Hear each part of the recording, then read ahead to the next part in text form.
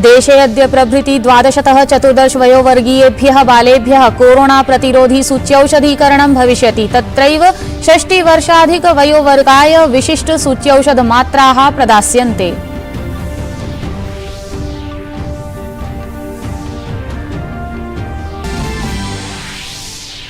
प्रधानमंत्री नरेंद्र मोदी ह्यः गंगाभियाने सम्मिलितैः हितधारकैः सह वार्तां कृतवान्। युद्धक्षेत्रात् भारतीयैः साकम् अन्येषाम् 18 देशानामपि जनाः निष्कासिताः। हितधारकाणां देशभक्तिभावनायाः सेवभावनायाः च प्रशंसा कृता।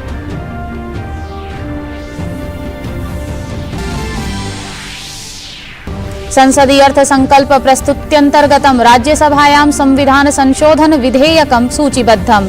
बोगटा जातिमपि अनुसूचित जात्यन्तर्गतं निश्चेतुं विधेयकं प्रस्तोष्यते। तत्रैव लोकसभायां रेल विधेयकोपरि मन्त्रणा चलिष्यति।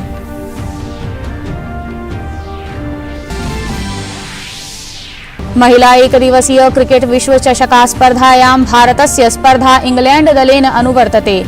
पणकं विजित्य इंग्लैंड दलेन आदौ कन्दुकक्षेपणस्य निर्णयः स्वीकृतः। भारतेन अधुना यावत् तिसृषु स्पर्धासु स्पर्धाद्वयं विजितम्। ऑल इंग्लैंड बैडमिंटन चैंपियनशिप इत्यस्याः स्पर्धा श्रृंखलायाः आरम्भः अद्य। महिलैकल क्रीडायां मे पीवी सिंधु, पुरुषैकल क्रीडायां च लक्ष्य सेनः, किदाम्बी श्रीकान्तः च क्रीडिष्यन्ति। गत 21 वर्षेषु न केनचित् क्रीडकेन विजयः अधिगतः। इंग्लिश क्लब मैनचेस्टर यूनाइटेड इत्येनं दलं पराजित्य एटलेटिको मैड्रिड दलेन चैंपियंस लीग इति श्रृंखलायाः उपान्त्यचक्रे स्वसंस्थानं कल्पितम्। तत्रैव अयाक्सं पराजित्य बेन्फिका अपि अन्तिममासे प्रविष्टा। अभिवादये, अहमस्मि दीप्ति शर्मा। अत्र भवतां स्वागतम् एतस्मिन् डीडी न्यूज वार्ता प्रसारणे। अथ वार्ताः। देशे अद्य प्रभृति 12तः 14 वयोवर्गीयेभ्यः बालेभ्यः कोरोना प्रतिरोधी सूच्यौषधीकरणं भविष्यति। एतेभ्यः बालेभ्यः केवलं कोर्बेवेक्स इत्येतत् सूच्यौषधं प्रदास्यते। सूच्यौषधीकरणाय कोविन इत्येतस्मिन् अन्तर्जालीयपटले पञ्जीकरणं कारयितुं शक्नुवन्ति। तदनन्तरं यानि सूच्यौषधीकरणकेन्द्राणि सन्ति तत्र सूच्यौषधानि प्रदास्यन्ते। विभिन्न विद्यालयेषु अपि सूच्यौषधीकरणस्य व्यवस्था अस्ति, यत्र बालाः परिजनैः सह गत्वा पूर्वपञ्जीकरणं विना एव सूच्यौषधानि प्राप्तुं शक्नुवन्ति। अवधेयमस्ति यत् सूच्यौषधीकरणस्य कृते बालेभ्यः रिक्तोदरस्य आवश्यकता नास्ति। देशे सूच्यौषधस्य दत्तांशाः तीव्रगत्या संवर्ध्यमानाः सन्ति। अनेन देशे संक्रमण प्रतिशतं न्यूनीभूतम्। कोरोना संक्रमणं विरुध्य सञ्चाल्यमाने सूच्यौषधाभियानान्तर्गतम् अधुना यावत् 80,100 कोटितः अधिकाः जनाः सूच्यौषधं प्राप्तवन्तः। अभियानस्य 24,400तमे दिवसे सायं 7 यावत् 16 लक्षतः अपि अधिकानि सूच्यौषधानि प्रदत्तानि। प्रधानमंत्री नरेंद्र मोदी ह्यः गंगाभियाने सम्मिलितैः हितधारकैः सह वार्तां कृतवान्। एतस्मिन् 23,000 संख्याकाः भारतीयाः तथा च 18 देशानां 47,000 संख्याकाः परिस्थितिबद्धाः वैदेशिकाः यूक्रेनतः स्वदेशं प्रत्यानीताः। प्रधानमन्त्रिणा सह वार्तायां Ukraine, Poland, Slovakia, Romania, Hungary देशेषु निवसन्तः भारतीयाः अन्ये जनाश्च गंगाभियान विषयकं स्वानुभवं प्रकटितवन्तः। एतस्मिन् अभियाने तेषां समक्षे आगतानां बाधानां विषये, तासां समाधान विषये च चर्चा अभवत्। प्रधानमंत्री गंगाभियानस्य सफलतायै प्रयासरतानां भारतीय समुदायस्य जनानां, नेतृणां, स्वयंसेवी समूहानां, अधिकारिणां च प्रशंसां कृतवान्। तेन गंगाभियाने सम्मिलितानां हितधारकाणां देशभक्तिभावनायाः, सेवाभावनायाः च प्रशंसा कृता। संसदः अर्थसंकल्पपत्रस्य द्वितीये चरणे अद्य संविधान संशोधन विधेयकं सूचीबद्धं कृतमस्ति। एतस्य विधेयकस्य अन्तर्गतं बोगटा इत्येषा जातिः अनुसूचित जातेः सूचीतः अनुसूचित जनजातेः सूच्यां सम्मिलिता भविष्यति। राज्यसभायां 11 वादने शून्यकालः, 12 वादने प्रश्नकालः च भविष्यति।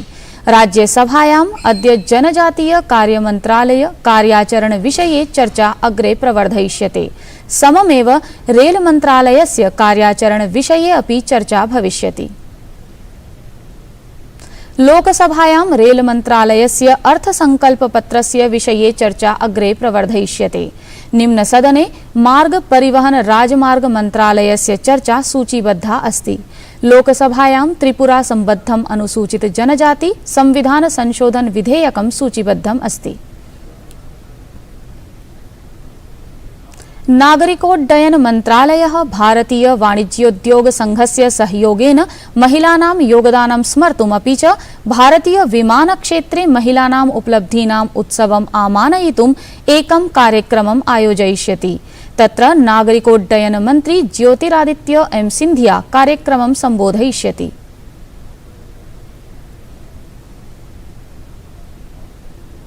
कर्णाटकोच्च न्यायालयः शिक्षण संस्थानेषु हिजाब इत्येतस्य पल्लवस्य प्रतिबन्धनस्य अपाकरण विषयिकीं याचिकां निरस्तीकृतवान्। न्यायालयेन उक्तं यत् इस्लाम मतावलम्बीनां कृते हिजाब इत्येतस्य पल्लवस्य प्रयोगः अनिवार्यः नास्ति। न्यायालयेन कथितं यत् शिक्षण संस्थानानि गणवेश निर्धारणं कर्तुं शक्नुवन्ति तथा च छात्राः अनिवार्यरूपेण गणवेशं धारयेयुः। ध्यानास्पदं तथ्यमिदं यत् उडुप्या एकस्य शिक्षण संस्थानस्य छात्राः कक्षासु हिजाब इत्येतस्य पल्लवस्य प्रयोगस्य अभ्यर्थना अकुर्वन्, येन विगतमासद्वयात् अत्यधिकः विवादः जातः। यदा शिक्षण संस्थानानि गणवेशस्य कृते कठोर नियमानां विधानम् अकुर्वन् तदा एताः छात्राः कर्णाटकोच्च न्यायालये याचिकां कृतवत्यः। एताभिः छात्राभिः उक्तम् आसीत् यत् गणवेशेन सह हिजाब इत्येतस्य पल्लवस्य प्रयोगस्य अनुमतिः भवेत्, यतोहि एषा तासां धार्मिक प्रथायाः अङ्गत्वेन विद्यते। एतस्मिन्नेव सन्दर्भे कर्णाटक उच्च न्यायालयेन साम्प्रतं निर्णयः कृतः यत् हिजाब इत्येतस्य पल्लवः इस्लामस्य अनिवार्याङ्गं नास्ति। Accepting the contention of the state that it is not part of ERP. Institutional discipline prevails over individual choice. This judgment marks a paradigm shift in interpretation of Article 25 of the Constitution. Restates the position of law as held by the Supreme Court in Sabarimala by saying that what is essentially religious is not sufficient. What is required to be shown is essential to religion, and therefore whatever be the individual choices, ultimately institutional discipline prevails over individual choice. रक्षामंत्री भाजपादलस्य वरिष्ठः नेता राजनाथ सिंहः अपि हिजाब विषयोपरि कर्णाटक उच्च न्यायालयस्य निर्णयस्य स्वागतं कृतवान्। तेन उक्तं च यत् अस्माकं बालिकाः कस्यचित् अपि धर्मस्य भवेयुः, किन्तु तासामुपरि कीदृशमपि बन्धनं न स्वीकार्यम् इति। सः कथितवान् यत् विद्यालयेषु महाविद्यालयेषु च यदि निश्चिता वेशभूषा अस्ति तर्हि सर्वधर्माणां जनाः तां गणवेषाम् एव स्वीकुर्युः। कर्नाटक हाईकोर्ट ने एक जजमेंट दिया है। मैं समझता हूं कि उस जजमेंट का सभी को स्वागत किया जाना चाहिए। आज जो हिजाब के मामले में जजमेंट दिया है उन्होंने, और उन्होंने कहा है कि हमारी बेटियां चाहे किसी भी धर्म अथवा क्षेत्र की हों, उन पर कोई बंदिश यह स्वीकार्य नहीं है। यदि स्कूल कॉलेज का कोई ड्रेस कोड है तो मैं समझता हूं कोई किसी धर्म का हो, किसी मजहब का हो, उस ड्रेस कोड को मानना चाहिए। और इसी के अनुरूप हाईकोर्ट ने, कर्नाटक हाईकोर्ट ने आज अपना जजमेंट भी दिया है। केंद्रीय अल्पसंख्यक मंत्री अब्बास नकवी अपि हिजाब संबद्ध निर्णयस्य स्वागतं कृतवान्। केंद्रीय मन्त्रिणा उक्तं यत् न्यायालयेन यः निर्णयः स्वीकृतः सः भारतस्य संविधानानुसारं समीचीनः वर्तते। सः एतस्य विरुद्धं प्रतिघातं कुर्वतः जनान् अपि निन्दितवान्। अपने इंस्टीट्यूशंस के डिसिप्लिन होते हैं, ड्रेस कोड होते हैं, डेकोरम होते हैं, उसको सभी लोग किसी भी धर्म के हों, किसी भी जाति के हों, किसी भी क्षेत्र के हों, वो सब मानते हैं। उस पर तो कोई प्रतिबंध है नहीं। हिजाब पर कोई यहाँ पर हिंदुस्तान में प्रतिबंध नहीं है, बैन नहीं है। आप सड़क पे, आप मार्केट में, आप अन्य जगहों पे, जहाँ पर घर पे, जहाँ पर भी चाहिए आप हिजाब पहनिए। लेकिन जो हिजाब को लेकर के एक हॉरर हंगामा था, एक षड्यंत्र और साजिशों से भरी जिद थी, वो एक्सपोज हो रही है। और मैं मानता हूँ कि जो कोर्ट ने डिसीजन किया है वो बिल्कुल हिंदुस्तान के कॉन्स्टिट्यूशन के हिसाब से, हिंदुस्तान और समाज के, जहाँ संविधान के हिसाब से वहाँ समाज के हिसाब से भी ये बिल्कुल उपयुक्त है। विदेश मंत्री डॉक्टर एस जयशंकरः संसदि अर्थसंकल्प सत्रान्तर्गतं राज्यसभायाम् ऑपरेशन गंगा इत्याख्यस्य अभियानस्य विषये विवरणं प्रस्तौतवान्। तेन कथितं यत् प्रधानमन्त्रिणः निर्देशानुसारम् एतत् अभियानं प्रारब्धमासीत्। साम्प्रतिक संघर्षस्थितेः अनुसारम् एतत् अभियानं सर्वाधिक अभिग्रहात्मकं वर्तते। सः उक्तवान् यत् यूक्रेन देशे भारतीयाः इतस्ततः कृताः आसन्, येन प्रशासनस्य समक्षं सुप्राचालनिक प्रश्नाः आगताः आसन्। The hostilities placed the Indian community of 20,000 plus in direct danger. Even while we were participating in the global deliberations of this evolving situation in the UN Security Council, the pressing challenge was to safeguard our citizens and ensure that they were not in harm's way. At the direction of the Prime Minister, we launched Operation Ganga, thereby undertaking one of the most challenging evacuation exercises during an ongoing conflict situation. Honorable members should know that our community was dispersed across Ukraine, posing its own logistical challenges. The exercise was undertaken at a time when military actions, including airstrikes and shelling, were underway. It involved movement in a war-torn situation in a large country, at times over 1,000 kilometers, and it required exiting border checkpoints that were clogged by an estimated 26 lakh refugees.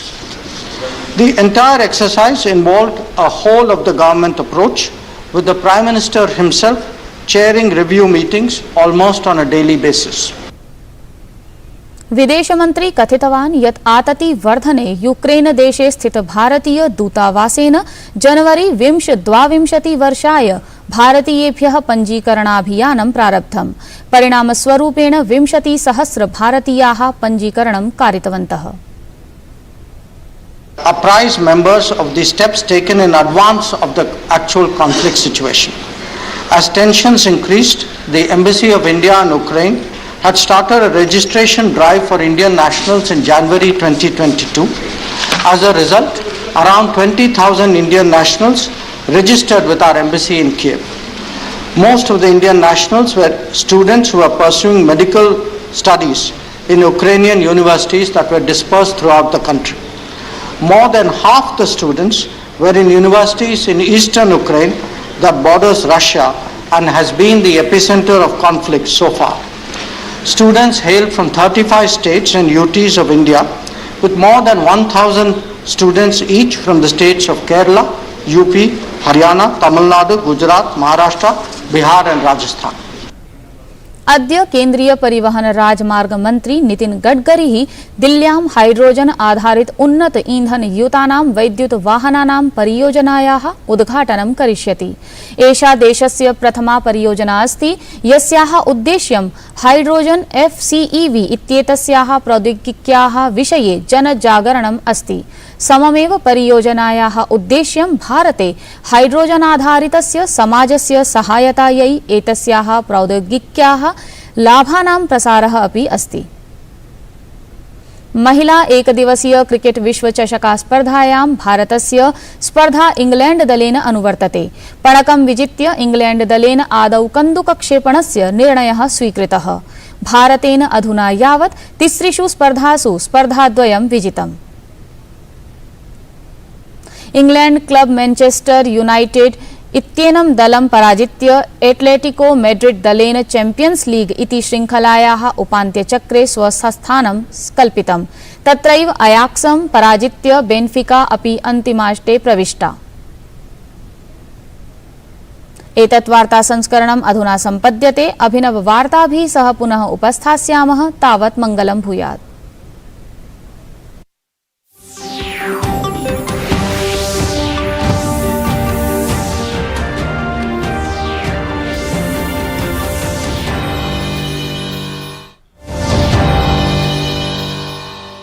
Sunflame home appliances, सबकी पहली पसंद। Sunflame the